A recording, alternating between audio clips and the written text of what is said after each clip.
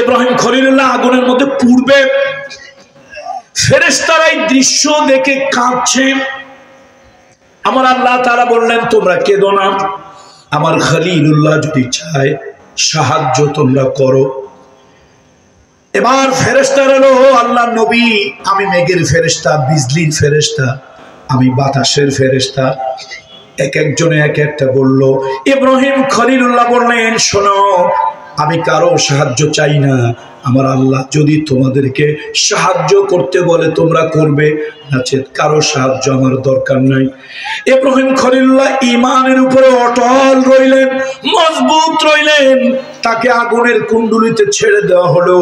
আল্লাহ তাআলা গোপনে জানিয়ে দিলেন, কুলনা ইয়া নারু কুনি বারদাও ওয়া সালামান আলা ইব্রাহিম।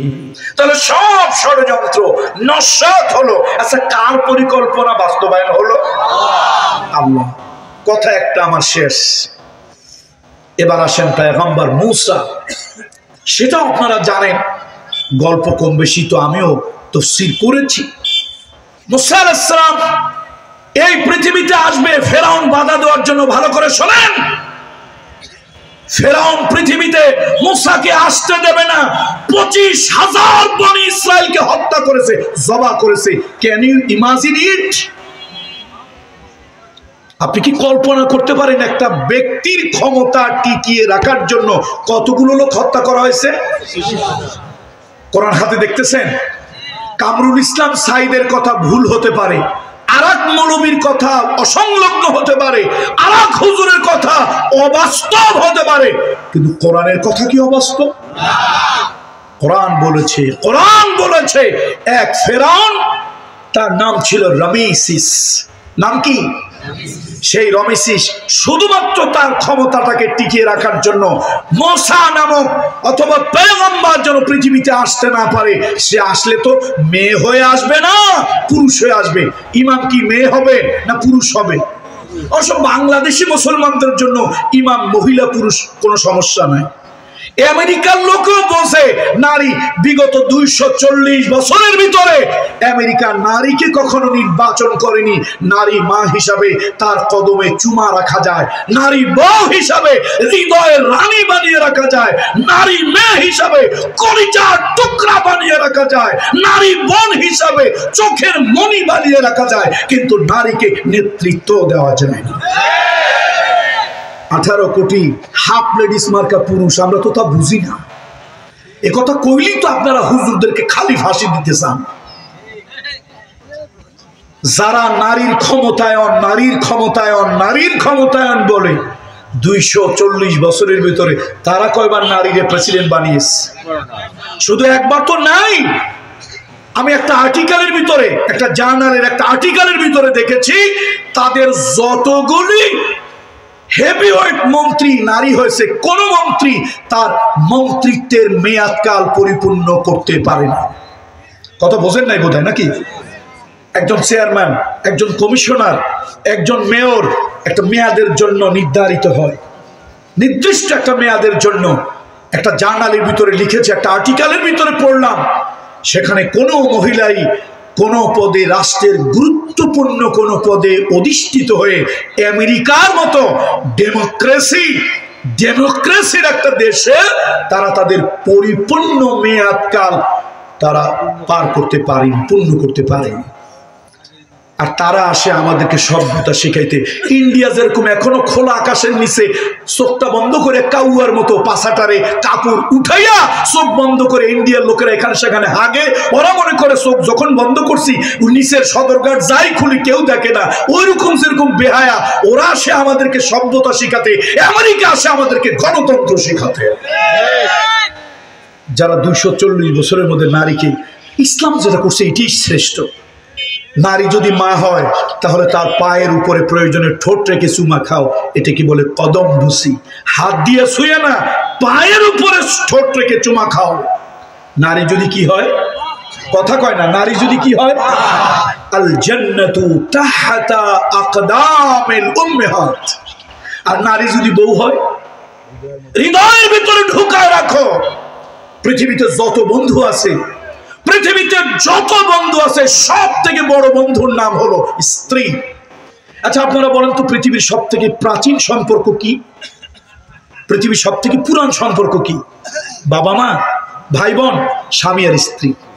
সৃষ্টির প্রথম সম্পর্কের নাম হলো স্বামী স্ত্রী, বাবা মা নয়। স্বামী আর স্ত্রী হলো পৃথিবীর প্রথম সম্পর্ক। আল্লাহ তাআলা আদমকে বানালেন আলাইহিস সালাম, আল্লাহ তাআলা হাওয়াকে বানালেন আলাইহাস সালাম। এবার দুইজনের মধ্যে আল্লাহ তাআলা একটা দাম্পত্য সম্পর্ক সৃষ্টি করে দিলেন। পরস্পরের মনোরঞ্জন করবে, মানসিক প্রশান্তি লাভ করবে, শারীরিক দৈহিক চাহিদা পূরণ করবে, একে অপরের বন্ধু হলো। হুন্না লিবাসুল লাকুম ওয়া আনতুম লিবাসুল লাহুন্না। তাহলে নারী যখন হবে স্ত্রী, তখন হবে সে কি? গার্লফ্রেন্ড। আবার এরকম আওয়ারা বাওয়ারা গার্লফ্রেন্ড না, এটা বৈধ গার্লফ্রেন্ড। কোন গার্লফ্রেন্ড বলেন? এটা বৈধ গার্লফ্রেন্ড, স্ত্রী।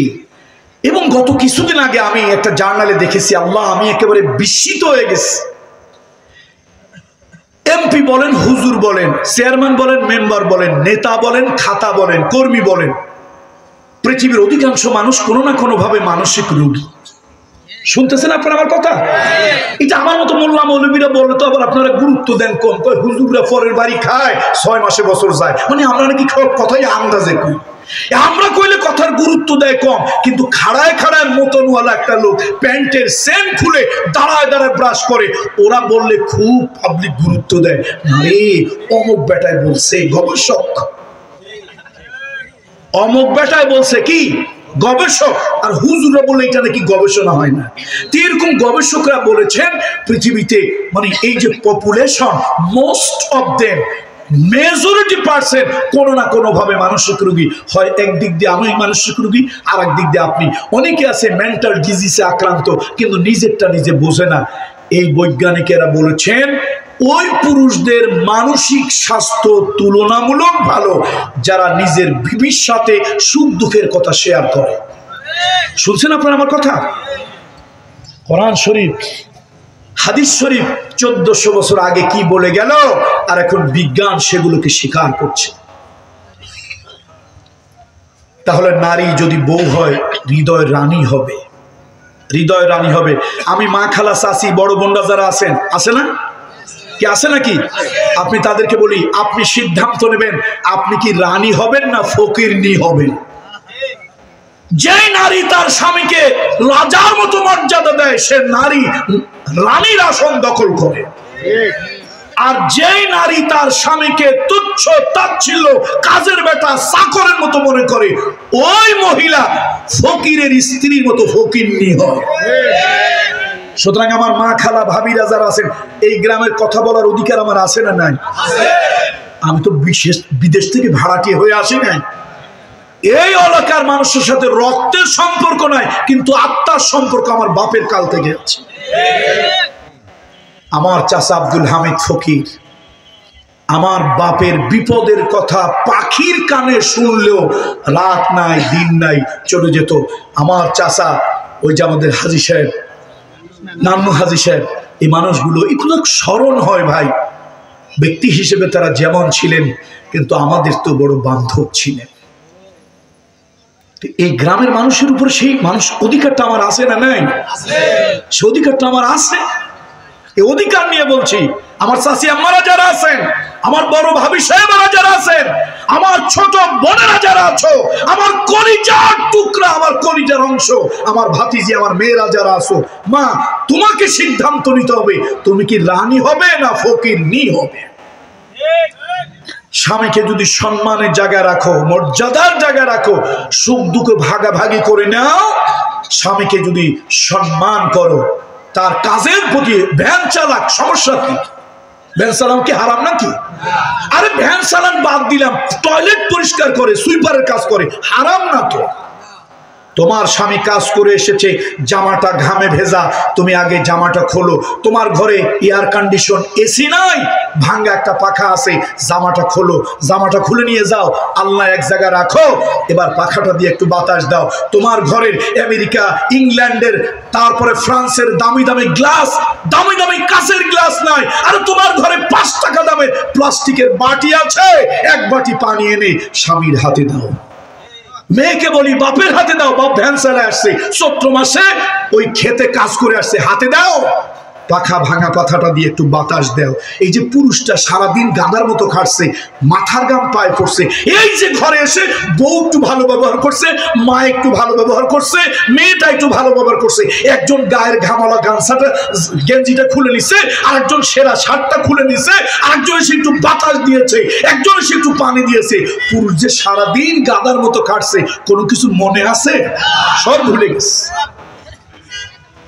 সব ভুলে গেছে।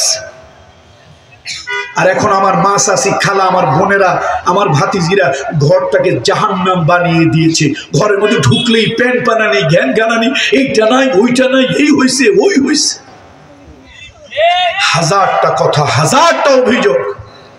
সুতরাং সিদ্ধান্ত নারীকে নিতে হবে, সে রানী হবে না চাকরানী হবে। তাহলে যেই পুরুষেরা কার সাথে কথা বলে, কথা বলেন না কেন আপনারা? যেই পুরুষেরা তাদের দুঃখ, কষ্ট, আনন্দ, বেদনার কথা স্ত্রীদের সাথে শেয়ার করে, বৈজ্ঞানিকেরা, মনোবিজ্ঞানী, মনস্তাত্ত্বিক চিকিৎসা যারা দেয়, সাইকোলজিক্যাল ওয়ে যারা মেন্টাল ডিজিজের রোগীদেরকে চিকিৎসা করে, একটা জার্নালের ভিতরে, একটা আর্টিকেলের ভিতরে দেখলাম, অবাক হয়ে গেলাম, সারা দুনিয়াকে অবাক করে দিয়েছে এই গবেষণা। তারা বলেছে ওই পুরুষদের মানসিক স্বাস্থ্য সব থেকে ভালো। কোরআনের কথা মানেন, তবে দায় থেকে। একজন পেটের ভাত জোগাড় করার জন্য হাঁটে, আর একজন পেটের ভাত খরচ করার জন্য হাঁটে। হাতে দুইজন, একজন ভিক্ষার থালা নিয়ে, ভিক্ষার ঝুড়ি নিয়ে হাঁটে, চারটা চাল দাও, খয়রাত দাও, ভিক্ষা দাও পেট ভরার জন্য। আরেকজন পয়সাওয়ালা খাইছে, ডাক্তার কইছে 3 বেলা যদি না হাঁটো, সকালবেলা খাবার টোস্ট, দুপুরবেলা খাবার ডিমের পোস, রাতের বেলা খাবার 1 কাপ জুস, খাবার শেষ। তাই খাইয়া কত পেটের মধ্যে গোদরা গুদ্রি, মোরামুরি এগুলো করিয়া তারপরে। অথচ ইসলাম বলেছে, আল্লাহ রসুল বলেছেন, সকালে খাও বাদশার মতো। সকালে খাবারটা কি হবে? সব থেকে দামি হবে, ভারী হবে, রিচ ফুড। সকালে খাও রাজার মতো, দুপুরে খাও প্রজার মতো, রাত্রে খাও ফকিরের মতো। মানে তোমার খাবার সব থেকে ভালোটা হবে সকালে, এরপরের খাবারটা হবে দুপুরে, আর যত কম পারো তত খাবার রাত্রে। মানে ফকিরের মতো খাবার, তাহলে তুমি হেলদি অ্যান্ড ওয়েলদি হবে, সুস্বাস্থ্য হবে। কোরআন হাদিসের কথা আপনারা মানেন, তবে দায় ঠেকা। রাষ্ট্রে মানলে রাষ্ট্রে উপকার, শরীরে মানলে শরীরে উপকার। এখন ডায়াবেটিসের ডাক্তারদের কথায় আমাদের কোরআন হাদিস আল সুন্নতের কথা গুরুত্ব দিচ্ছেন।